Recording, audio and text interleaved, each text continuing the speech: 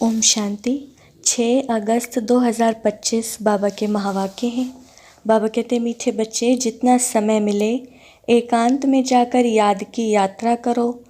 जब तुम मंजिल पर पहुंच जाएंगे तब यह यात्रा पूरी हो जाएगी। प्रश्न है, संगम पर बाप अपने बच्चों में कौन सा ऐसा गुण भर देते हैं जो आधा कल्प तक चलता रहता है? उत्तर है, बाप कहते, जैसे मैं अति स्वीट हूँ ऐसे बच्चों को भी स्वीट बना देता हूँ। देवताएं बहुत स्वीट हैं, तुम बच्चे भी स्वीट बनने का पुरुषार्थ कर रहे हो। जो बहुतों का कल्याण करते हैं, जिनमें कोई शैतानी ख्यालात नहीं है, वही स्वीट हैं। उन्हें ही ऊंच पद प्राप्त होता है, उनकी ही फिर पूजा होती है। ओम शांति। बाप बैठ समझाते हैं, शरीर का मालिक है आत्मा। यह पहले समझना चाहिए, क्योंकि अभी बच्चों को ज्ञान मिला है। पहले पहले तो समझना है हम आत्मा हैं। शरीर से आत्मा काम लेती है, पार्ट बजाती है। ऐसे ऐसे ख्यालात और कोई मनुष्य को आते नहीं, क्योंकि देह अभिमान में है।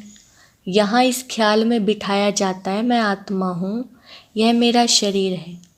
मैं आत्मा परमपिता परमात्मा की संतान हूँ। यह याद ही घड़ी घड़ी भूल जाती है। यह पहले पूरी याद करनी चाहिए। यात्रा पर जब जाते हैं तो कहते हैं चलते रहो। तुमको भी याद की यात्रा पर चलते रहना है, यानी याद करना है। याद नहीं करते गोया यात्रा पर नहीं चलते। देह अभिमान आता है, देह अभिमान से कुछ ना कुछ विकर्म बन जाता है।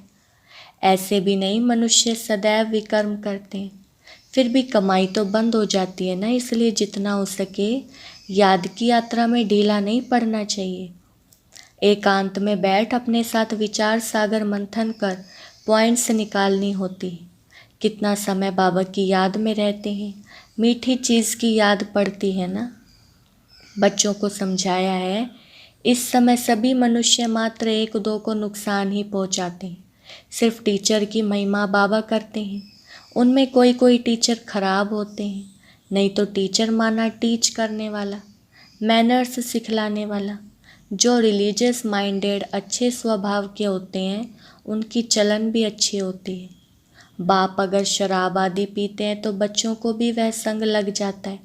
इसको कहेंगे खराब संग, क्योंकि रावण राज्य है ना।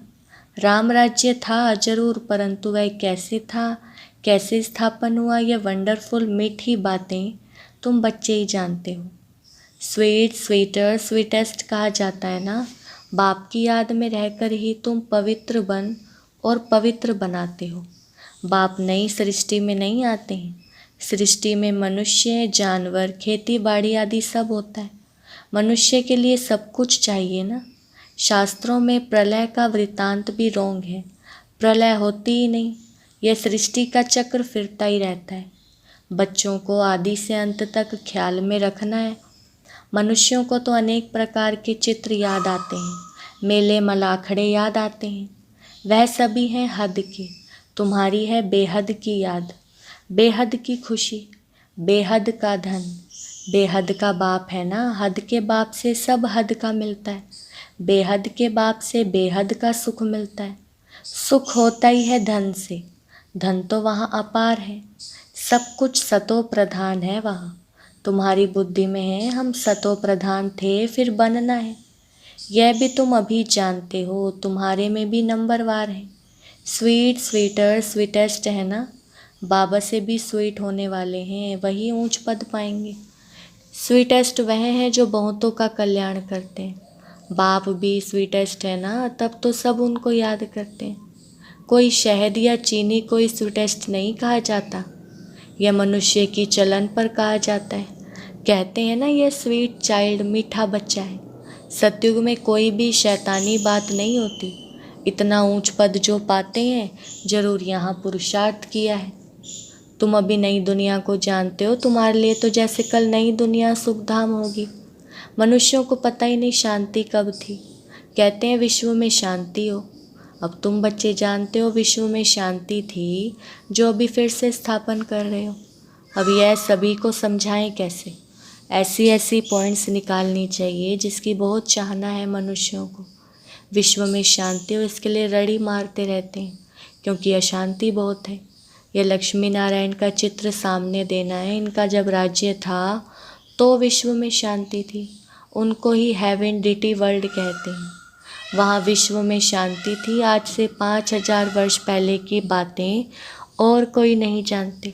यह मुख्य बात है। सब आत्माएं मिलकर कहती हैं विश्व में शांति कैसे हो।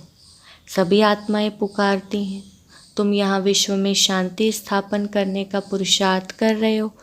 जो विश्व में शांति चाहते हैं उन्हें तुम सुनाओ कि भारत में ही शांति थी।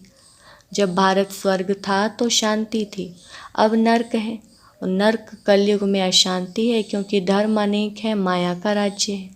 भक्ति का भी पंप है, दिन प्रतिदिन वृद्धि होती जाती है। मनुष्य भी मेले मलाखड़े आदि पर जाते हैं, समझते हैं जरूर कुछ सच होगा। अभी तुम समझते हो उनसे कोई पावन नहीं बन सकते। पावन बनने का रास्ता मनुष्य कोई बता ना सके।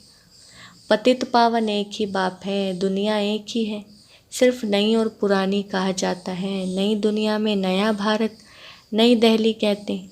नई होनी है जिसमें फिर नया राज्य होगा। यहाँ पुरानी दुनिया में पुराना राज्य है। पुरानी और नई दुनिया किसको कहा जाता है यह भी तुम जानते हो। भक्ति का कितना बड़ा प्रस्ताव है, इसको कहा जाता है अज्ञान। ज्ञान सागर एक बाप है।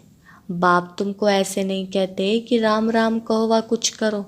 नहीं, बच्चों को समझाया जाता है वर्ल्ड की हिस्ट्री ज्योग्राफी कैसे रिपीट होती है।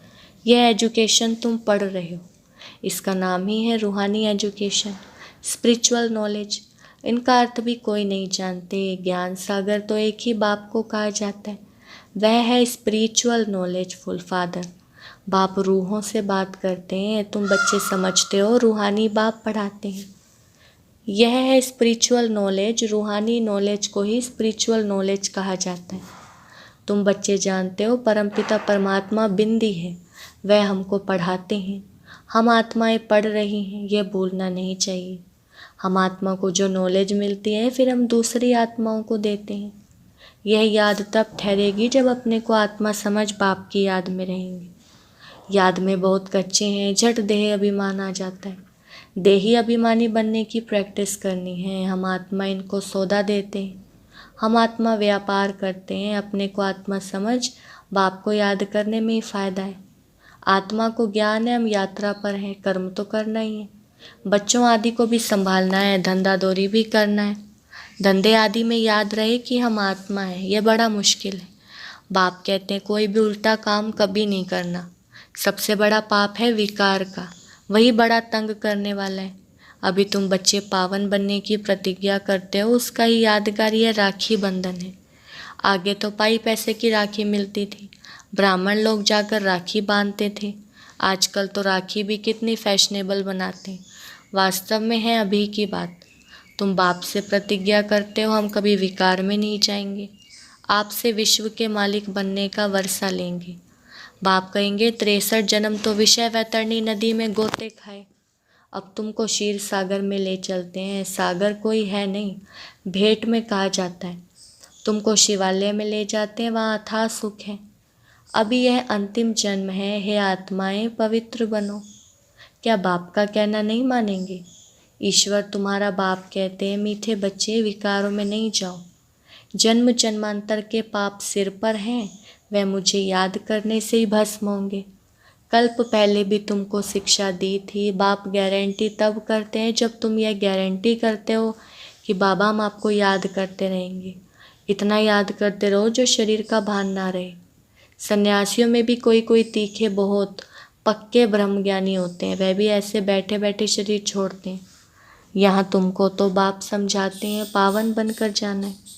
वह तो अपनी मत पर चलते हैं, ऐसे नहीं कि वह शरीर छोड़कर कोई मुक्ति जीवन मुक्ति में जाते हैं। नहीं, आते फिर भी यहाँ ही हैं, परंतु उनके फॉलोअर्स समझते हैं कि वह निर्वाण गया। बाप समझाते हैं एक भी वापस नहीं जा सकता, कायदा ही नहीं है। झाड़ वृद्धि को जरूर पाना है। अभी तुम संगम युग पर बैठे हो और सब मनुष्य कलयुग में हैं। तुम दैवी संप्रदाय बन रहे हो। जो तुम्हारे धर्म के होंगे वह आते जाएंगे। देवी देवताओं का भी वहाँ सिजरा है ना, यहाँ बदली होकर और धर्मों में कन्वर्ट हो गए हैं, फिर निकल आएंगे। नहीं तो वहाँ जगह कौन भरेंगे, ज़रूर वह अपनी जगह भरने फिर आ जाएंगे। यह बहुत महीन बातें हैं। बहुत अच्छे अच्छे भी आएंगे जो दूसरे धर्म में कन्वर्ट हो गए हैं, तो फिर अपनी जगह पर आ जाएंगे। तुम्हारे पास मुसलमान आदि भी आते हैं ना, बड़ी खबरदारी रखनी पड़ती है, झट जांच करेंगे। यहाँ दूसरे धर्म वाले कैसे जाते हैं? इमरजेंसी में तो बहुतों को पकड़ते हैं, फिर पैसे मिलने से छोड़ भी देते हैं। जो कल्प पहले हुआ है तुम अभी देख रहे हो, कल्प आगे भी ऐसे हुआ था। तुम अभी मनुष्य से देवता, उत्तम पुरुष बनते हो। यह है सर्वोत्तम ब्राह्मणों का कुल। इस समय बाप और बच्चे रूहानी सेवा पर हैं। कोई गरीब को धनवान बनाना यह रूहानी सेवा है। बाप कल्याण करते हैं तो बच्चों को भी मदद करनी चाहिए। जो बहुतों को रास्ता बताते हैं वे बहुत ऊंच चढ़ सकते हैं। तुम बच्चों को पुरुषार्थ करना है, लेकिन चिंता नहीं, क्योंकि तुम्हारी रिस्पॉन्सिबिलिटी बाप के ऊपर है। पुरुषार्थ जोर से कराया जाता है, फिर जो फल निकलता है समझा जाता है कल्प पहले मिसल। बाप बच्चों को कहते हैं बच्चे फिक्र मत करो, सेवा में मेहनत करो। नहीं बनते तो क्या करेंगे? स्कूल का नहीं होगा तुम भल कितना भी माथा मारो, कोई कम तुम्हारा माथा खपाएंगे, कोई जास्ती। बाबा ने कहा है जब दुख बहुत आता जाएगा तो फिर आएंगे। तुम्हारा व्यर्थ कुछ नहीं जाएगा, तुम्हारा काम है राइट बताना। शिव बाबा कहते हैं मुझे याद करो तो तुम्हारे विकर्म विनाश होंगे। ऐसे बहुत कहते हैं भगवान जरूर है। महाभारत लड़ाई के समय भगवान था, सिर्फ कौन सा भगवान था उसमें मूंझ गए हैं। अब श्री कृष्ण तो हो ना सके। श्री कृष्ण उसी फीचर्स से फिर सतयुग में ही होगा। हर जन्म में फीचर्स बदलते जाते हैं, सृष्टि अब बदल रही है। पुराने को नया भगवान कैसे बनाते हैं वह भी कोई नहीं जानते। तुम्हारा आखिर नाम निकलेगा, स्थापना हो रही है। फिर यह राज्य करेंगे, विनाश भी होगा। एक तरफ नई दुनिया, एक तरफ पुरानी दुनिया। यह चित्र बड़ा अच्छा है। कहते भी हैं ब्रह्मा द्वारा स्थापना, शंकर द्वारा विनाश, परंतु समझते कुछ नहीं। मुख्य चित्र है त्रिमूर्ति का। ऊंचते ऊंचे शिव बाबा, तुम जानते हो शिव बाबा ब्रह्मा द्वारा हमको याद की यात्रा सिखला रहे हैं। बाबा को याद करो। योग अक्षर डिफ़िकल्ट लगता है, याद अक्षर बहुत सहज है। बाबा अक्षर बहुत लवली है, तुमको खुद ही लज जाएगी। हम आत्माएं बाप को याद नहीं कर सकती हैं। जिनसे विश्व की बादशाही मिलती है आप पे ही लज जाएगी। बाप को भी कहेंगे तुम तो बेसमझ हो। अब बाप को याद नहीं कर सकते हो तो वर्षा कैसे पाएंगे, विकर्म विनाश कैसे होंगे? तुम आत्मा हो, मैं तुम्हारा परमपिता परमात्मा अविनाशी हूँ। तुम चाहते हो हम पावन बन सुख धाम में जाएं, तो श्रीमत पर चलो। मुझ बाप को याद करो तो विकर्म विनाश होंगे। याद नहीं करेंगे तो विकर्म विनाश कैसे होंगे? अच्छा, मीठे मीठे सिकिलदे बच्चों प्रति माता पिता बाप दादा का याद प्यार और गुड मॉर्निंग। रूहानी बाप की रूहानी बच्चों को नमस्ते। हम रूहानी बच्चों की रूहानी बाप दादा को नमस्ते नमस्ते, गुड मॉर्निंग। धारणा के लिए मुख्य सार। पहला पॉइंट है हर प्रकार से पुरुषार्थ करना है। फिक्र चिंता नहीं, क्योंकि हमारा रेस्पॉन्सिबल स्वयं बाप है। हमारा कुछ भी व्यर्थ नहीं जा सकता। दूसरा, बाप समान बहुत बहुत स्वीट बनना है, अनेकों का कल्याण करना है। इस अंतिम जन्म में पवित्र जरूर बनना है। धंधा आदि करते अभ्यास करना है कि मैं आत्मा हूँ। बाबा ने वरदान दिया, प्रवृत्ति के विस्तार में रहते फरिश्तेपन का साक्षात्कार कराने वाले साक्षात्कार मूर्त भव। वरदान का विस्तार, प्रवृत्ति का विस्तार होते हुए भी विस्तार को समेटने और उपराम रहने का अभ्यास करो। अभी अभी स्थूल कार्य कर रहे हैं, अभी अभी अशरीरी हो गए। यह अभ्यास फरिश्तेपन का साक्षात्कार कराएगा। ऊंची स्थिति में रहने से छोटी छोटी बातें व्यक्त भाव की अनुभव होंगी। ऊंचा जाने से नीचापन आप ही छूट जाएगा। मेहनत से बच जाएंगे, समय भी बचेगा, सेवा भी फास्ट होगी, बुद्धि इतनी विशाल हो जाएगी जो एक समय पर कई कार्य कर सकती है। स्लोगन है, खुशी को कायम रखने के लिए आत्मा रूपी दीपक में ज्ञान का घृत रोज डालते रहो। अव्यक्त इशारे, सहज योगी बनना है तो परमात्म प्यार के अनुभवी बनो। बच्चों से बाप का प्यार है, इसलिए सदा कहते हैं बच्चे जो हो जैसे हो मेरे हो। ऐसे आप भी सदा प्यार में लवलीन रहो, दिल से कहो बाबा जो हो वह सब आप ही हो। कभी असत्य के राज्य के प्रभाव में नहीं आओ। श्रेष्ठ भाग्य की लकीर खींचने का कलम बाप ने आप बच्चों के हाथ में दी है। आप जितना चाहे उतना भाग्य बना सकते हो। अच्छा, ओम शांति।